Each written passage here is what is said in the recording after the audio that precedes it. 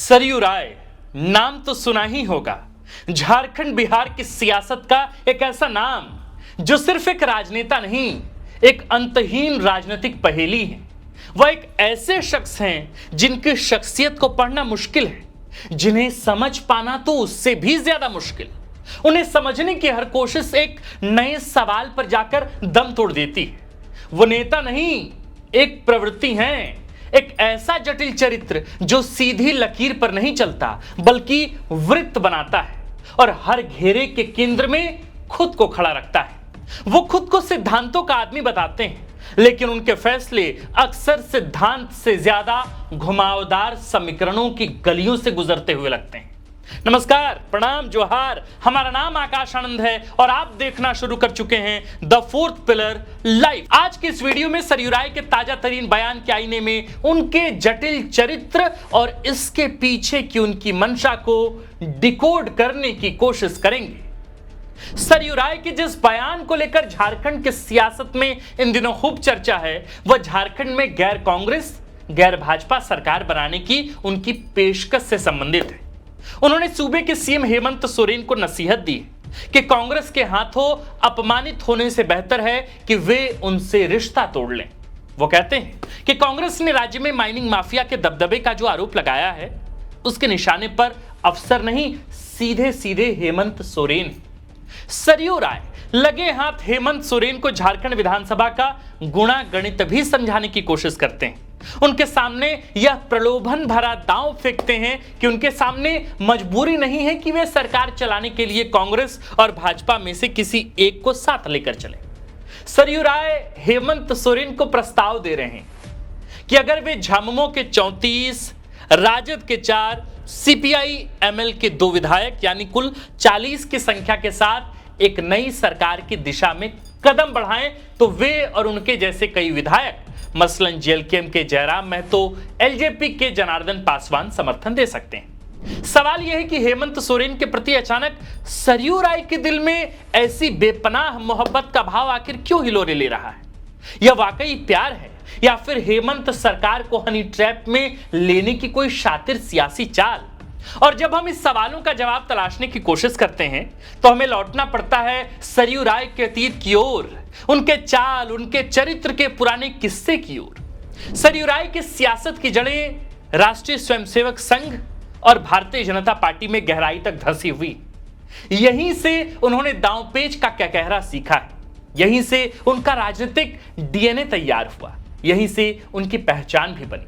सरयू राय झारखंड की सियासत में सक्रिय होने से पहले 1998 से 2004 तक बिहार विधान परिषद के सदस्य थे।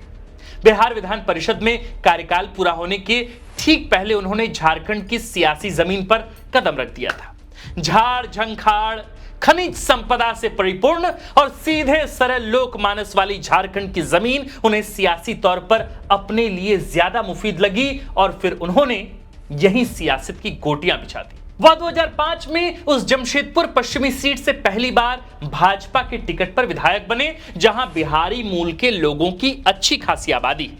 2009 में वह ये सीट बरकरार नहीं रख पाए, लेकिन 2014 में फिर से चुनाव जीत गए। 2014 में रघुवर दास के नेतृत्व में भाजपा की सरकार बनी और इस सरकार में वह 2019 तक मंत्री रहे।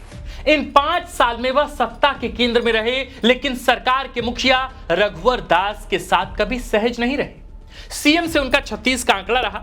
यह 36 का आंकड़ा महज एक मुहावरा नहीं था, वो एक रोज होने वाली जंग की डायरी थी। अपने ही कैबिनेट के खिलाफ मोर्चा खोले, अपनी ही सरकार फैसलों पर उंगली उठाए और हर बार एक ही ढाल आगे किया, मैं सिद्धांतों के साथ हूं। यह साहस था या भीतर की कोई अनकही छटपटाहट, या फिर सत्ता का हिस्सा रहकर भी सत्ता से पाक साफ दिखने की कोई लंबी रणनीति? जो कुछ भी हो, इन 5 वर्षों में वह रघुवर दास से टकराते हुए भी रघुवर सरकार में मंत्री पद की अपनी हैसियत को भरपूर एंजॉय करते रहे। फिर आया साल 2019, भाजपा ने सरयू राय का टिकट काट दिया। सभी जानते हैं और सभी मानते हैं कि रघुवर दास के विरोध के कारण पार्टी ने उन्हें बेटिकट कर दिया था। सरयू राय उन अनुशासित नेताओं में नहीं जो चुप रहकर और सिर झुकाकर पार्टी का यह फैसला मान लेते। उन्होंने बागी का चोला पहन लिया और जमशेदपुर पश्चिमी की जमीन छोड़ जमशेदपुर पूर्वी के उस रण क्षेत्र में कूदे जहां सूबे के मुख्यमंत्री रघुवर दास अपनी सल्तनत बचाने की लड़ाई लड़ रहे थे। यह सिर्फ एक चुनाव नहीं था, यह व्यक्तिगत और राजनीतिक प्रतिशोध का अखाड़ा भी था। इस सीट पर लगातार 5 टर्म से अजय रघुवर दास के खिलाफ सरयू राय ने एंटी इनकम्बेंसी की हवा भांपी और उसका अपने पक्ष में भरपूर इस्तेमाल कर लिया। नतीजा, एक बैठा हुआ मुख्यमंत्री अपने ही किले में ढह गया और सरयू राय रातों रात एक राष्ट्रीय मिथक बन गए। लेकिन ठहरिए, कहानी यहीं खत्म नहीं होती, बल्कि यहां से और भी ज्यादा रहस्यमयी हो जाती है।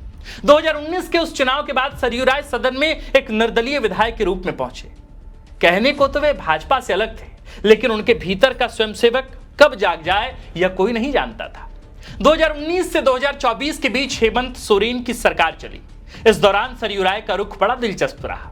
वे ज्यादातर मौकों पर सरकार के स्टैंड का समर्थन करते दिखे, मानो हेमंत सोरेन के सबसे बड़े खैरख्वाह बन गए हों। लेकिन तभी साल 2020 का राज्यसभा चुनाव आया।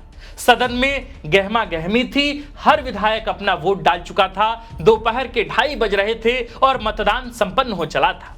तभी सरयू राय की एंट्री होती है। सबसे अंतिम और सबसे निर्णायक वोट, एक वह वोट हेमंत सोरेन के नेतृत्व वाले गठबंधन के साथी को नहीं, बल्कि भाजपा प्रत्याशी दीपक प्रकाश के पक्ष में गया। यह सिर्फ एक वोट नहीं था, यह एक सियासी धमाका था जिसने फिर वही सवाल खड़ा कर दिया, सरयू राय आखिर हैं किसके? 2019 से 2024 के दौरान कई बार चर्चा उठी कि सरयू राय की घर वापसी होने वाली है। भाजपा के दरवाजे उनके लिए खुले रहे हैं, लेकिन हर बार यह फैसला टलता रहा। साल 2024 का विधानसभा चुनाव आया तो सरयू राय ने एक बार फिर सबको चौंका दिया। जिस जमशेदपुर पूर्वी सीट पर उन्होंने रघुवर दास की सल्तनत को उखाड़ा था, उसे उन्होंने बड़ी खामोशी से छोड़ दिया। किसके लिए? उन्हीं रघुवर दास की बहू पूर्णिमा दास के लिए। उसे हृदय परिवर्तन कहें या फिर अपनी ही जीती हुई सीट पर हार की आशंका से बचने का पलटमार दांव।